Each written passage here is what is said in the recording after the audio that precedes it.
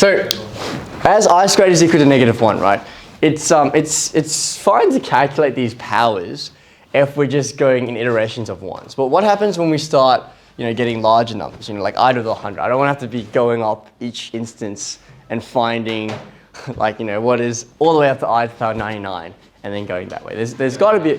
You don't have to. How could we solve this problem? Well, the way I thought of it. Yeah. So you've got. I looked at 100 first. I'm like, well, that's a pain in the ass. But then, if you divide it by 4, okay. it gives you a whole number. That means it's the last. And it's like the end of the rotation. Good. Yeah. So I think the great tip is to think in multiples of 4. Right. What did you say? If it's a multiple of 4, what do we get? You get I to the 4, so it would be. Right, so the way I want to write that is I'm going to say I to the power 4k, so any multiple of 4, where k is just some number. I to the 0 is still 1 as well. So I to the 0 is still 1. For the moment, yes. For the moment. Yeah, so I to the power 4k, no, it's fine. So I to the power 4k, any multiple, I actually need to double check, I'm fairly sure it is, yeah. Okay, so I to the power 4k, we can just define that as 1, yeah? What happens if we have one more than that? So I to the power 5, for example, we get I. So I should say 4k plus 1. I to the power 4k plus 2, we can say it is just -1. And I to the power 4k plus 3, that was -I, yeah? All right. So we have all of these definitions again, and that's going to help us solve these particular problems here. Because if we think in multiples of 4, it makes solving these problems a lot easier. So I to the power 9, for example, we can think of that as I to the power 4 times 2 plus 1. So that's a situation where I have 4k plus 1, and so that's just going to be I. What about 27? What would that be? Thinking multiples of 4, right? The minus I. Yeah. So 4 times 6 plus 3?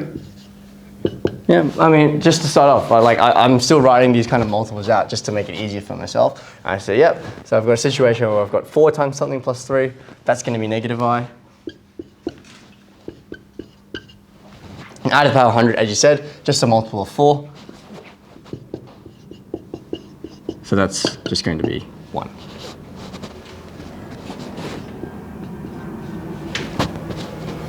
We can even do some kind of fat ones, right? We could do, what about this? Just give me these ones quickly. What do we got?